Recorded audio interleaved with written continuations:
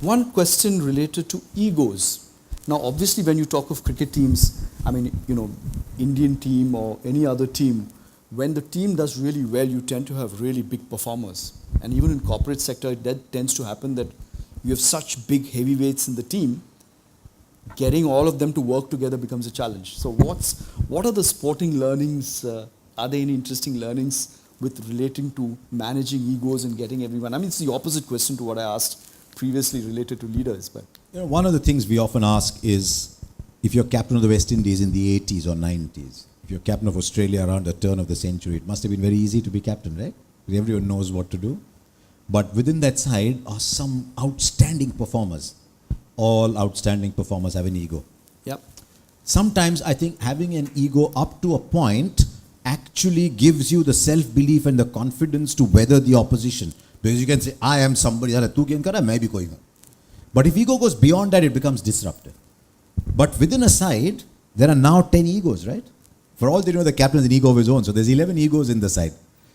It's not about where first slip should be, but it's about the 10 egos playing for each other. And that is why man managers are so important in sport, as in business. Actually, that is the leader's job, to understand people and to see what works for them. How do you channelize your energies and your ego into doing something positive for the team? Most of the time, people who have egos are also hugely talented, right? How do you make it work for the team? And again, saying what he said, Michael Holding told us that, Clive Lloyd had such a good team, but yet he took the effort to understand every player. And he wanted to earn the respect of every player. That's why people respected him, and he also respected players. And he got them to work as a team.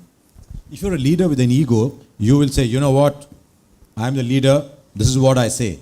And the people will say, yeah, okay, man.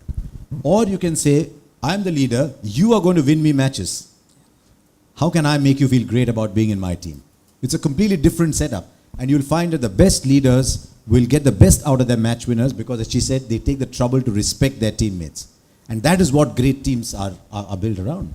And we were very lucky in India. I mean, around the turn of the century, you had a magnificent group of people coming up. They all grew up together. But by 2003-04, when India were playing some of the best cricket, you had Sehwag, Dravid, Lakshman, Ganguly, Tendulkar, Kumble, Zahir Khan was coming up, Srinath was maybe just on the way out. You had magnificent people. So why did India do well? It is because one ego, the egos were there, mind you. Of course Rahul Dravid has an ego. Of course VVS Lakshman has an ego.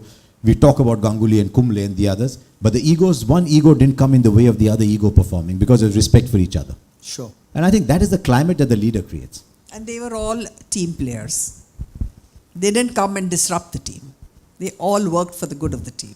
That is very important, because there's no point being very talented if you cannot work in a team. Like I said earlier, that is a skill that you just need to have.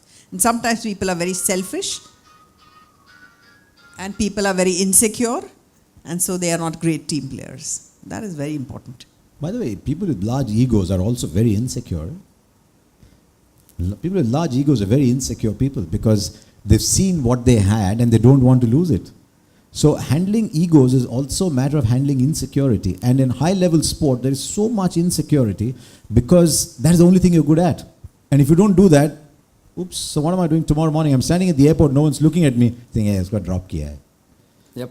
So handling insecurities is such a big part of managing teams. And I don't know if we do that enough with managers. Do we understand the insecurities that managers are going through?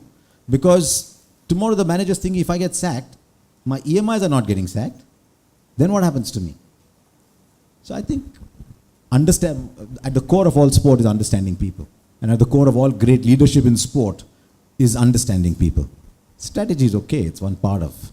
It's a nice word, it makes for good conferences. It makes for very stylish discussions. We're talking about strategy. Strategy is all right. I mean, everyone got strategy, right? It's not that your strategy is lesser than mine or mine's lesser than yours or hers is so great that I could never have thought of it. There are intelligent people everywhere. No? If you say, you know what, my company's got a great strategy, doesn't mean the other guys are all buffoons over there. They also have great strategy, right? But it's what you do. It's about handling people that eventually determines. Too much gyan came. No?